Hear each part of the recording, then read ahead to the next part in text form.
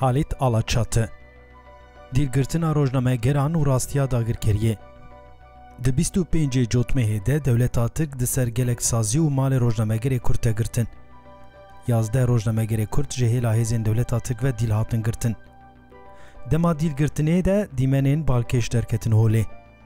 Wezîfedarên dagirkeran pêkanînên xwe yên li hemberî rojnamegerê Kurd kişandin kamerayê û piştre ji hêla saziyên dewletê ve hatin weşandin. Helwest û sekna serbilindî ya rojnamegerê Kurd a li dijî vê şanoya Dewleta Tirk baweyekî zelal hat dîtin. Niha em bi kurtasî li ser armanca operasyona dagirkeran dîmenên kişandin û sekna rojnamegerê Kurd bisekinin. Pêşiyê em lê binerin ka çima dagirkeran ev operasyon pêkanîn û êrişî sazî û rojnamegerê Kurd kir.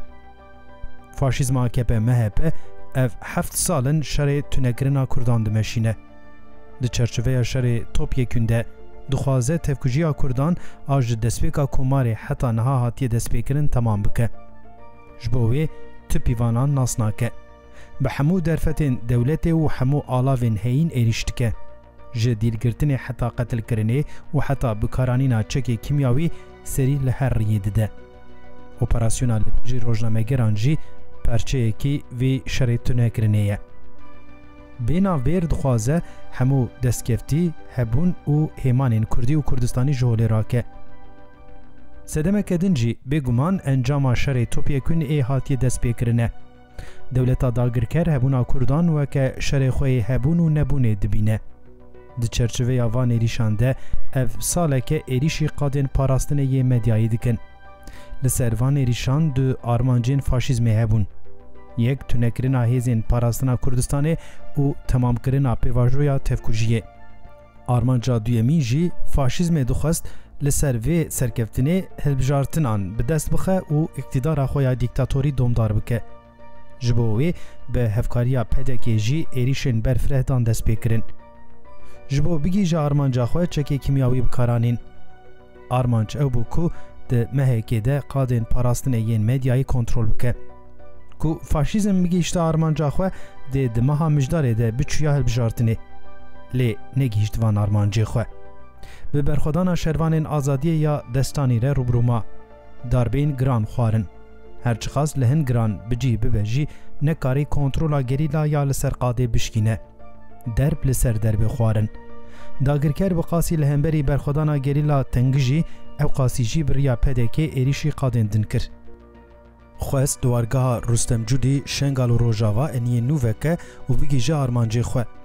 Lê berxwedana gelê Kurd û konjektûra heyî destûr neda van hewldanên faşîzm û dagirkeriya Tirk. Ji bo wê nekarê di mijdarê de hilbijartinê pêk bîne. Ji ber vê yekê di êrişên li ser gelê Kurd te israr dike. Faşîzmê hemû derfetên aborî jî bi armanca tevkujiya Kurdan seferber kir. Ket nav qeyraneke mezin ya aboriyê. Qeyrana aborî niha vegeriya ye qeyrana siyasî û civakî. Tiştekî ku faşîzm bike nemaye. Ne dikare di aliyê aborî de ne jî di aliyê siyasî û civakî de guherînekê bike. Faşîzm dixwaze li aliyê li dijî hêzê parastina Kurdistanê çekê kimyawî bikarbîne û bi vê yekê hêzên parastina gelê Kurd ji holê rake. Li aliyê din jî di hundir de bi operasyonên tevkujiyê hêza rêxistinkirî ya gelê Kurd qels bike. Li ser vê yekê di hilbijartinan de îradeya gelê Kurd ji holê rake. Operasyona li dijî rojnamegerê Kurd hatî kirin jî weke perçeyekê girînga vê pêvajoyê ye. Divê wisa bêxwendin û helwest û sekin jî li gorî vê rastiyê bênîşandan. Dagirkerî û faşîzma AKP û MHP her ku hilbijartin nêzik dibe û qeyrana aborî civakî û siyasî kûr dibe êrişên xwe zêdetir dike. Heta hilbijartinê jî faşîzm dê van êrişê xwe berdewam bike. Bi vê yekê dê hewl bide tirs û xofê bixe dilê civakê û li ser vê bingehê xwe bigîne armancên xwe. Dîmenên rojnamegeran bi vê armancê hatin qeydkirin û weke şanoyekê ji raya giştî re hatin weşandin. Dixwazin bi van dîmenan hemû pêşengên civakê yên weke rojnameger, nivîskar, rewşenbîr û aktivîst bitirsînin. Ji ber ku faşîzm dizane ku êdî nikare xwe li ser piyan bigire. Tevger û hewldaneke biçûk jî dikare rê li ber serhildanên gel veke. Serhildana gelê Kurd a li Rojhilat vê tirsê zêdetir dixe dilê faşîzmê. Ji bo wê naxwazin civak ji rastiyan agahdar bibin. به بلافکرنا دیمنین işkenceye هول ددن راستیان وشیرن و هزاخوا یا سخته مزن نشان بدن. لدیجی و شانویا فاشیزمه سکنا روزنامه‌گرین آزادجی در کتوله. لگل همو هولدانین سری تواندن جی روزنامه‌گران به اصرار سر خو بلند کرن. نشاندان کو لدیجی فاشیزم و ظلم وان سری ناتوینن. نشانا برخودان و سرکفتن نشانی فاشیزم و همو جواکیدان. هم پیامدان دوستان و هم جی دجمنان. دوی گلی کرد ایدی وی راستیه ببینه. آرمانجا فاشیزمه تنکرنا کردانه. تشتا فاشیزم جی تترسه جی برخودانه. حتی برخودانه که خورد درنه که وحوله فاشیزم ده دست جهویتیا خو برنده. لهمبری برخودانه که هری بچوک جی فاشیزم ده که و پانیکه و بلاف دکه. لباشور و روژوای کردستانه لدجه هزا گلی کرد رژیمین باسه چاوا رویان ده قیدین دیروکه ده تومار کرینه. سرهلدانا روژلات زیده 40 روژن بردوام دکه. برخودانا به همپایا باکوری کردستان 40 سالن پیشنگیا گلین روژلاتان آوین دکه. نها تفگر آزادیا کردستان گلی کرد و کردستان ده پیواجویه که گرینگ و خطرناک را در باسته به.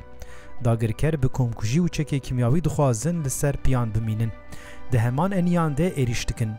هنگه تشتا دوی به تایبتی باکور و همو گلی کرد بکجی لچیان خودی لشروان آزادی درکوین و لباجاران خودی لروژنامه‌گرین آزاد درکوین.